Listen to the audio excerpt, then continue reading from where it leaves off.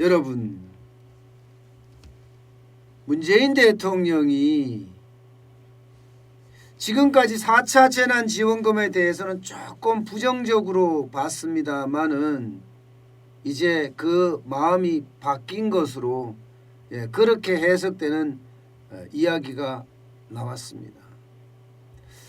어저께 청와대 수석보좌관 회의에서 말입니다. 3차 재난지원금이 빠르게 지급되고 있지만 계속 이어지는 피해를 막기에는 매우 부족하다. 이런 말이 나왔습니다. 그러면서 사회 전체적으로 손실과 고통을 나누는 현실적인 해법을 모색해야 할 것이다. 이렇게까지 이야기를 했어요. 그러면서 소상공인과 자영업자의 어려움은 더욱 가중되고 취약계층의 삶은 더욱 힘겨워지고 있다. 이렇게까지요. 이 말을 분석을 해보면요. 결국 재난지원금도 주고 손실보상금도 주겠다는 의미가 가득 차 있습니다. 결국 돈 뿌리겠다는 이야기예요. 사실 지금 청와대 요즘 굉장히 곤혹스럽죠. 바로 이거 원전 문건 때문이에요. 원전 문건 때문에. 북한에다가 원전을 건설해 주겠다 이 문건 때문에 말입니다. 남한의 원전 산업은 완전히 망쳐놓고 북한에는 심포에다가 원전을 건설하겠다는 둥, 아니면 DMZ 비무장지대 원전을 건설하겠다는 둥, 지금은 중단된 신한울 3, 4호기를 건설해서 그 전력을 북한에 공급하겠다는 둥, 이런 말도 안 되는, 쉽게 말하면 북원추 문건이 발견된 거예요. 북한 지역 원전 건설 추진 방안이 북원추입니다. 그러니 이게 선거 앞두고 난리가 난 거예요.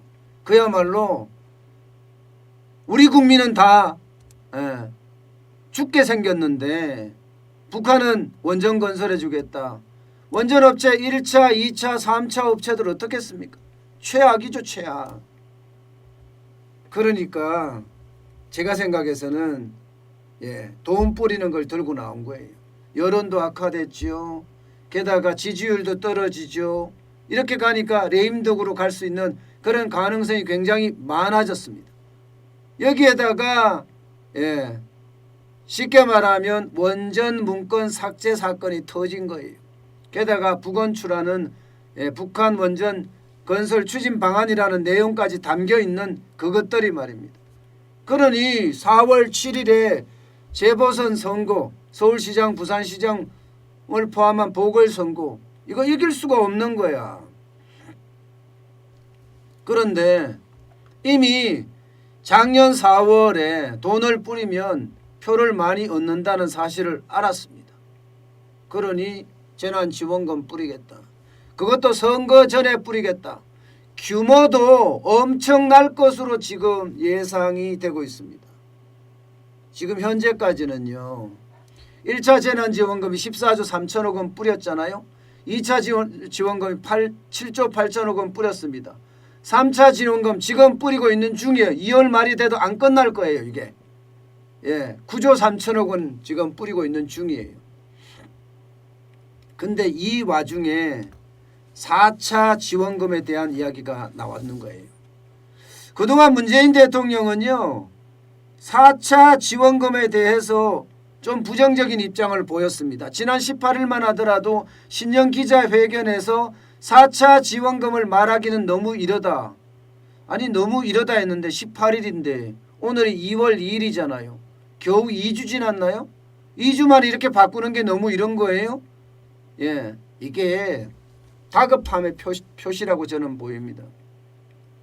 분명히 18일 2주 전에는 4차 지원금 논의가 시기상조라고는 입장을 보였지만 지금은 그렇게 보일 입장이 아니라는 거예요.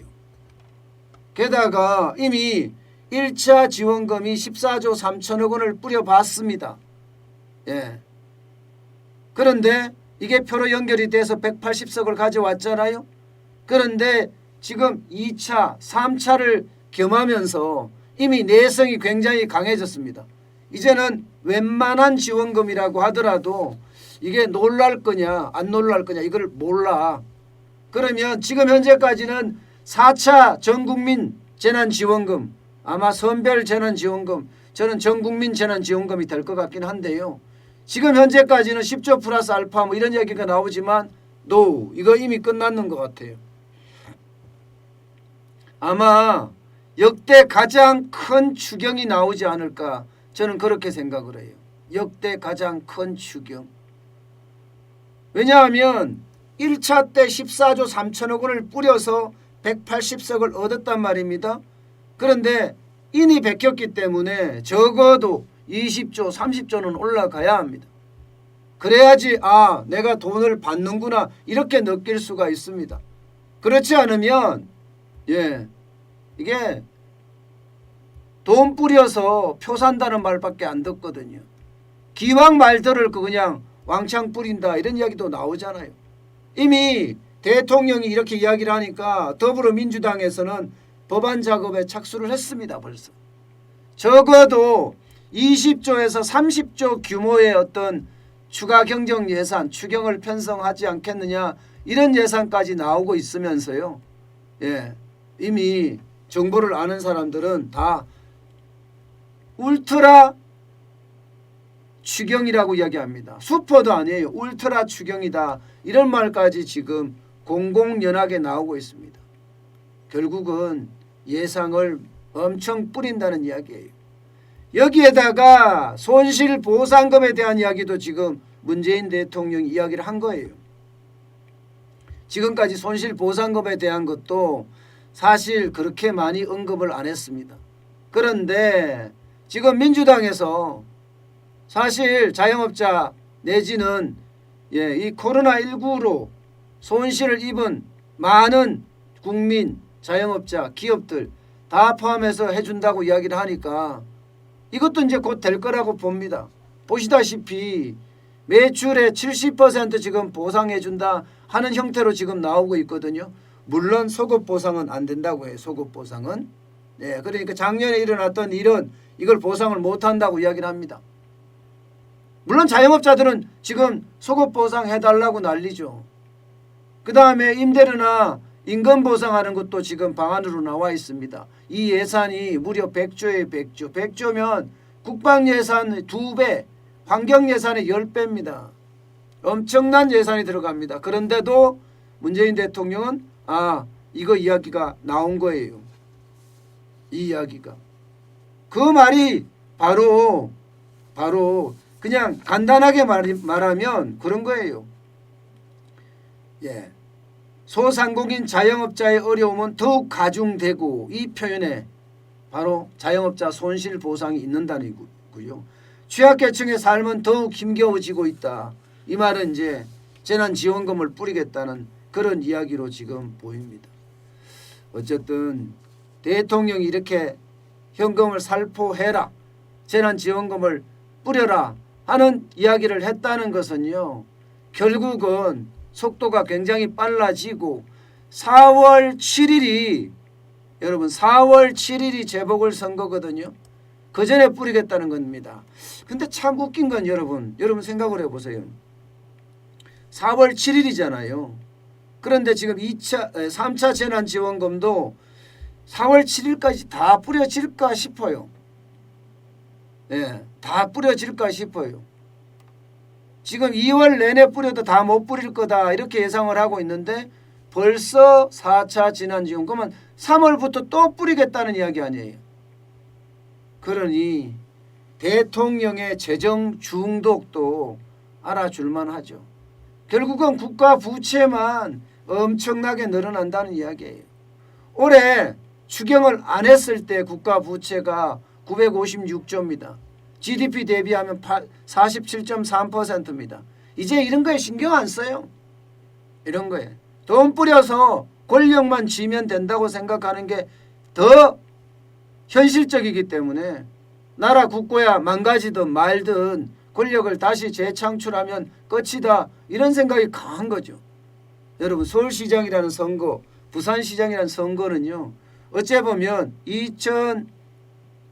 2022년 대통령 선거에 아주 중요한 디딤돌입니다. 서울시장 선거에 패하고 부산시장 선거에 패한다면 내년에 대통령 선거도 패할 가능성이 굉장히 많죠. 그렇기 때문에 사활을 걸고 지금 달려드는 거예요.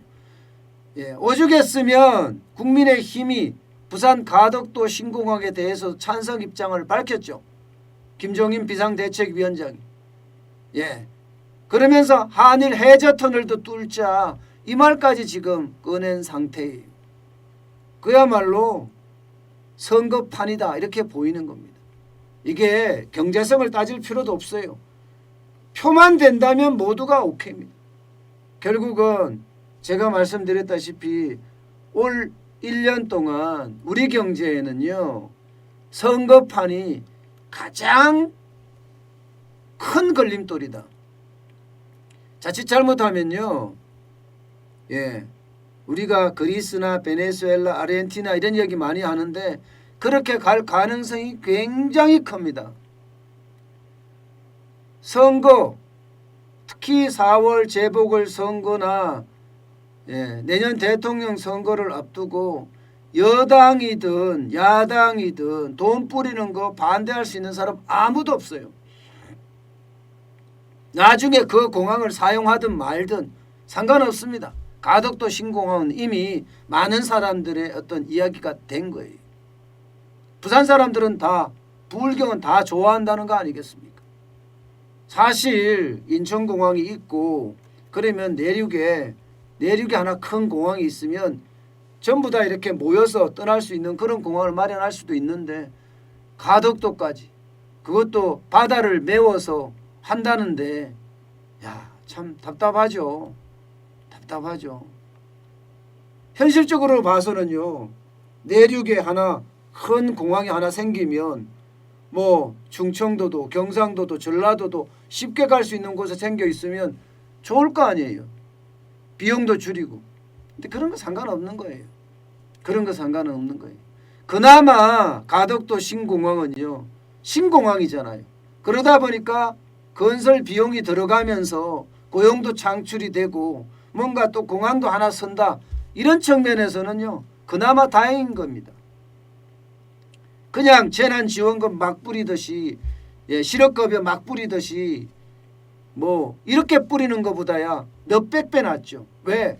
성장 전략이 그나마 있으니까 말입니다. 그렇지만 돈을 효율적으로 써야 되는 그런 부분도 생각을 해야 되는데 분명히 그렇게 효율적으로 쓰는 것 이런 게 중요한 게 아닐 겁니다. 그래서 제가 올 1년이 대한민국 경제에 있어서 가장 위기가 될 가능성이 크다. 이렇게 저는 읽고 있습니다. 이미 돈 풀기 시작한 것만 해도 엄청나잖아요. 올해 예산이 558조예요. 그중에 적자 국채를 발행하는 금액이 94조 원입니다. 여기에다 1차 추경, 2차 추경, 3차 추경 아마 또 추경을 할 거라고 예상이 드는데 그렇게 되면 958조가 1000조가 넘어설 가능성도 굉장히 크고요.